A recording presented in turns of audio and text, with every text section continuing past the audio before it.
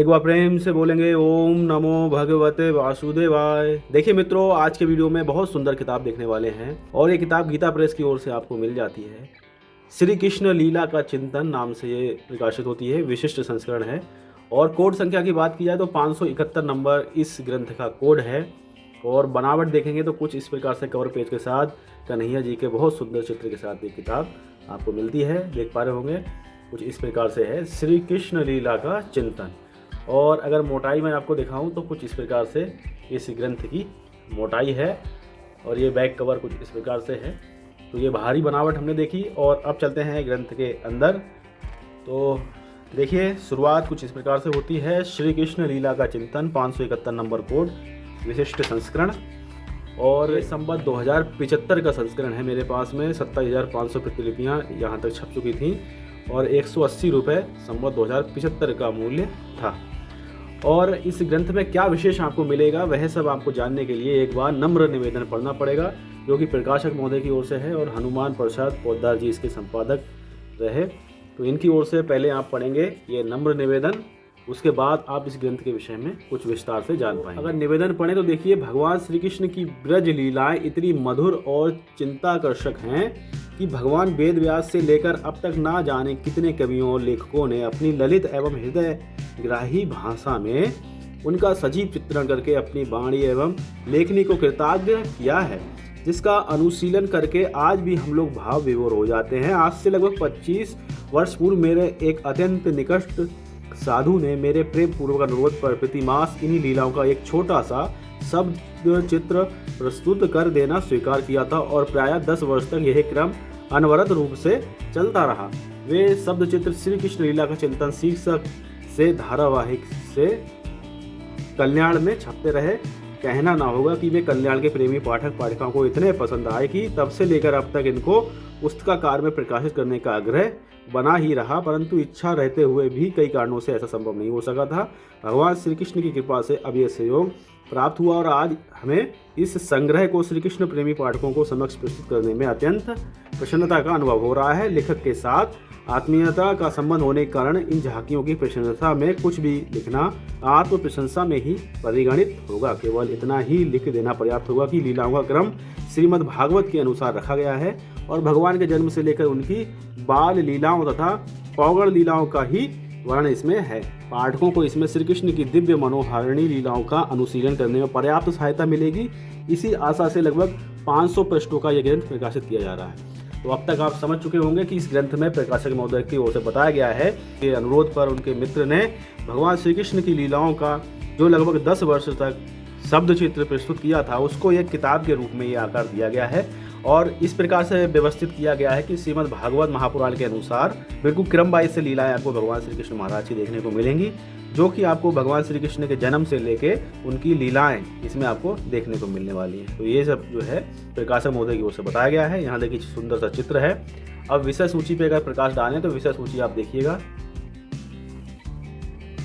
सबसे पहले है जन्म महोत्सव, फिर मथुरा से श्री वसुदेव का संदेश लेकर दूध का आगमन और नंद जी के द्वारा उनका सत्कार, षष्ठी देवी का पूजन, ब्रजेश की मथुरा यात्रा, पूतना मोक्ष है, कंस के भेजे हुए श्रीधर नामक ब्राह्मण का ब्रज में आगमन और ब्रजरानी के द्वारा उसका सत्कार, और फिर काकासुर का पराभव है, श्री कृष्ण का बलराम जी तथा गोप बालकों के साथ मिलन महोत्सव है, शिशु श्री कृष्ण का अन्नप्राशन महोत्सव है, ब्रज में क्रमशः 6 ऋतुओं का आगमन हो रहा है। उसके बाद जो है भगवान श्री कृष्ण महाराज की बाल लीलाएं हैं और इस प्रकार से जो है हाउ लीला, मणि स्तंभ लीला, द्वितीय माखन चोरी लीला, माखन चोरी के व्याज से श्री कृष्ण का संपूर्ण ब्रज में रस सरिता बहाना, उपालंब लीला, इस प्रकार से जो है भगवान श्री कृष्ण महाराज की लीलाएं आपको इस ग्रंथ में देखने को मिलेंगी।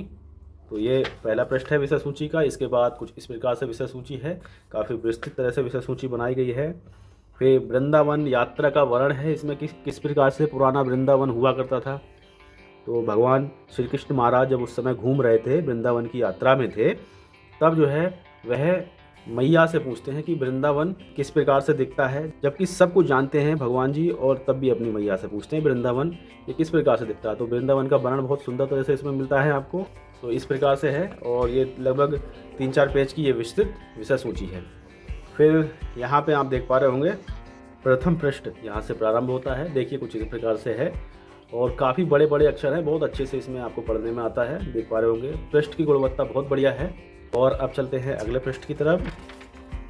देख पा रहे होंगे बहुत बढ़िया तरह से जो है ये ग्रंथ बनाया गया है।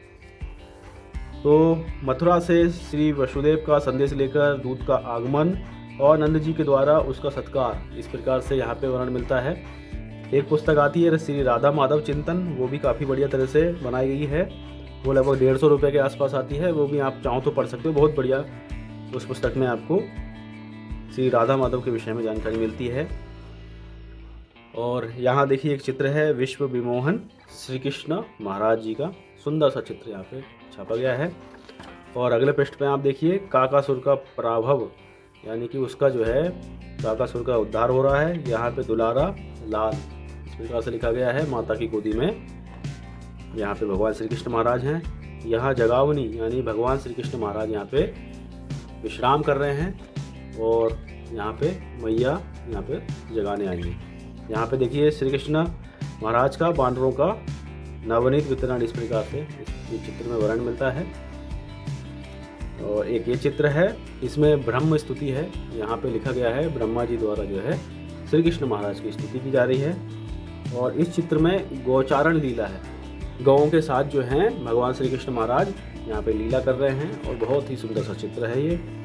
और ये कालिया नाग के ऊपर जो है भगवान श्री कृष्ण महाराज क्रीड़ा करते हुए यहाँ पे चित्र दिखाया गया है। फिर देखिए इस प्रकार से बहुत सुंदर ये ग्रंथ बनाया गया है। आपने विषय सूची देखी थी, वहीं आपने पूरा विवरण देखा और उसी अनुसार ये ग्रंथ आपको आगे देखने को मिल जाता है। तो बहुत सुंदर ये ग्रंथ है, आप चाहो तो पढ़ सकते हो। श्री कृष्ण लीला का चिंतन नाम से गीता प्रेस की ओर से प्रकाशित किया जाता है। पृष्ठों की संख्या है 496 पृष्ठ है, लगभग 500 पृष्ठ के आसपास हैं और मात्र 180 रुपये ग्रंथ है। अगर आप मार्केट से इसको बनवाओगे तो लगभग 2000 रुपये से कम में ये बनने वाला है नहीं। तो बहुत सस्ते सस्ते गीता प्रेस की ओर से ग्रंथ मिलते हैं, आप अध्ययन करते रहिए। तो मित्रों आज के वीडियो में हमने देखा श्री कृष्ण लीला का चिंतन, कोड संख्या 571 नंबर कोड के लिए बहुत सुंदर ये ग्रंथ है, चाहो तो एक बार पढ़ सकते हो। मिलते हैं और किसी ज्ञानवर्धक वीडियो के साथ में, ख्याल रखिएगा अपना, एक बार प्रेम से बोल दीजिए ओम नमो भगवते वासुदेवाय।